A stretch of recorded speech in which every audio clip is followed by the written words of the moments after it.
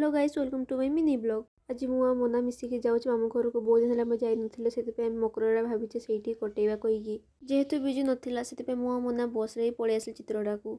चित्रड़ारे ओह्लैला आम बस को पे करते केतବେଳେ बस आसो आम बारिपदा को जीवा कहीकि आपण मैंने भावुवे ना आम तो बस रे जाऊे किंतु हठात बाइक केठू आसीगला कहीं बस एतिकी मकर भिड़ थिला जे आम से उठवाई जगह भी नाला से बाध्य होगी बिजु को डाकिले आ बिजु आमको नहीं जाऊँगी। बारिपदारे पहुँचु पहुँचु ही आमको बस मिल जाता तो से आम से बस रे बसीगले आम चलिले मामू घर को।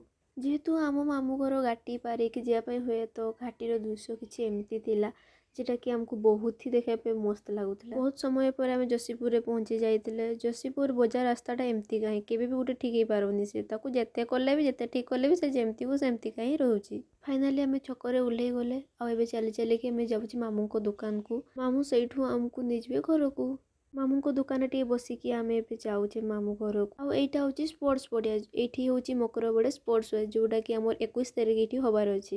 मो मामू घरटा पूरा जंगल भितर ही अच्छी सबुआड़े जंगल अच्छी खाली से मात्र केतटा ही घर अच्छी जोटा कि मो मामू घर भी अच्छी आ ना सबुआड़े जंगल ही अच्छी। फाइनाली आम मामू घर पहुँची गले आउ एतिक मो मिनी ब्लॉग को एंड करुँची टाटा।